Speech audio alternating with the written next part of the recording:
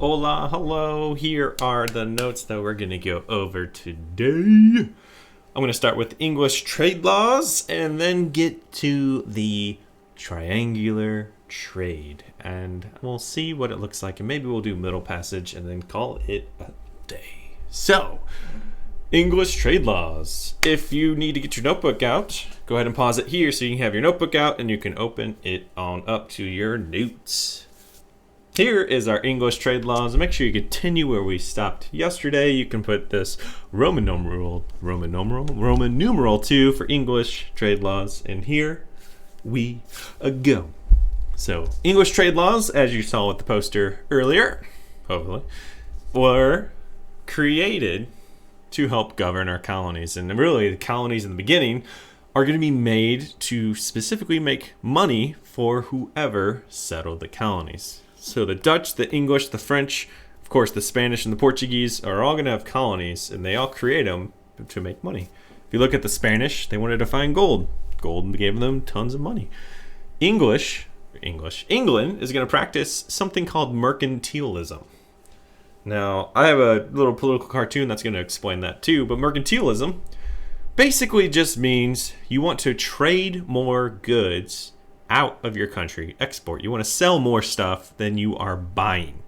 So if you think of it that way, if you export more than you import, that's what Mr. Trump, the president, is doing as well. He wants us to export more stuff than we import. So you want to sell more than you are buying. So perfect example, if you want to sell Girl Scout cookies, do you want to spend $60 on Girl Scout cookies to then make $60 on Girl Scout cookies? Or do you want to spend $10 on Girl Scout cookies and make $60? Option 2 is much better. You're going to make $50. So that's the basic idea of mercantilism. We still see it today. People do it for fundraisers all the time. Also, we're going to see in this time period the Navigation Act of 1660 be created. Every time you hear act, remember it's a law. When you hear act, it's a law. You might want to highlight this one because you may need it for later. You may see it again. Just going to put that one out there.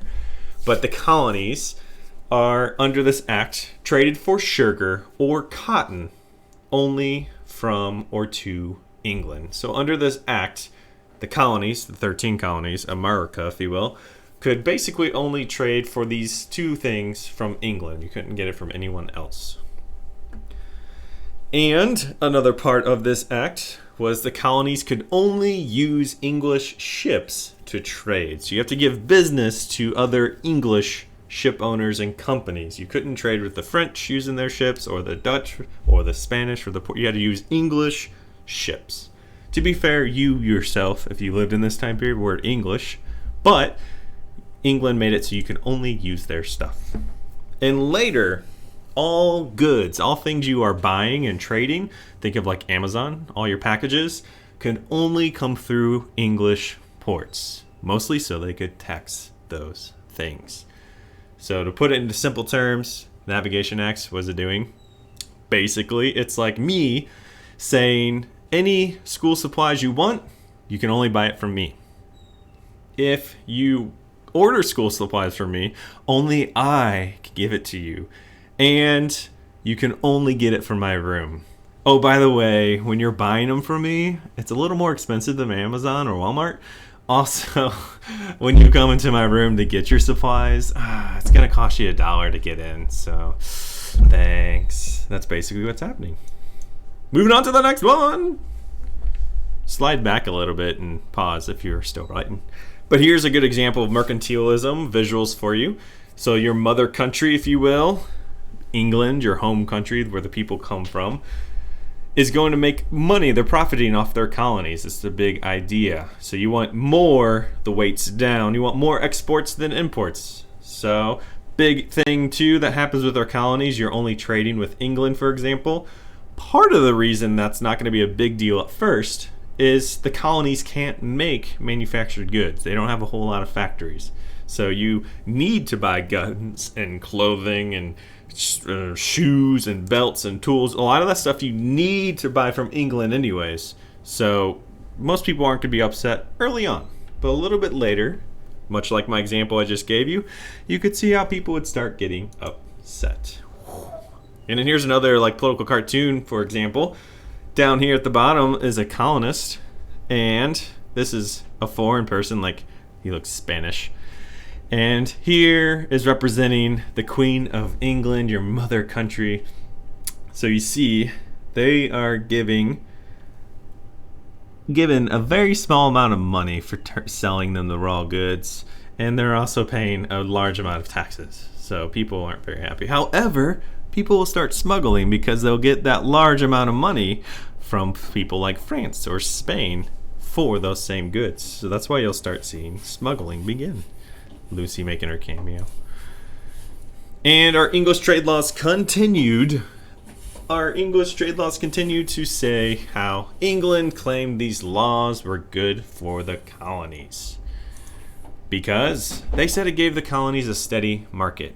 Early on, when you have very small colonies, not a lot of populations, yes, they do need to rely on England, and it is good for that. But many, later in time, especially as you get more and more people in the colonies, they're going to want more freedom to sell or buy their goods from where they want for the best deals. So capitalism is the idea of you want to get the best deal you can. You don't want to buy school supplies from me because I'm probably going to charge you too much and you have no other choice. So people are going to start smuggling in. Some of you would go to Walmart and sneak in school supplies and say you bought it from me. So that's a perfect example. And some of the traders will begin to smuggle their goods illegally. And here's a wanted poster, 500 pounds for this ship because they're a smuggler.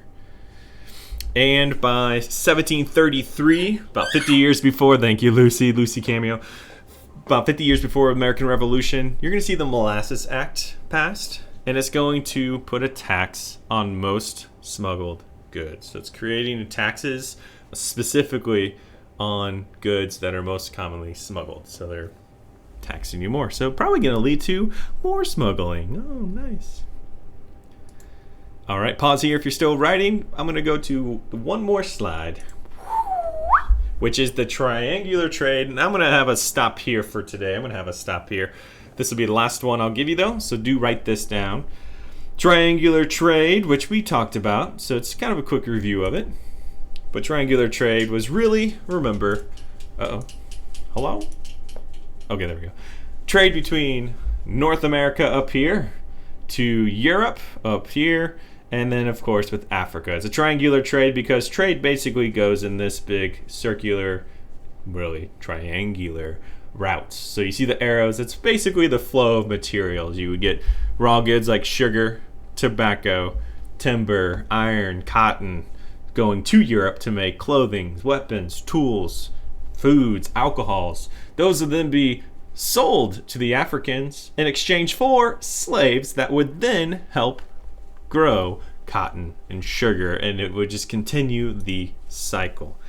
So slaves would be coming from Africa to help get those raw materials. And when those raw materials make it to England, oh geez, it broke. Then, there it goes.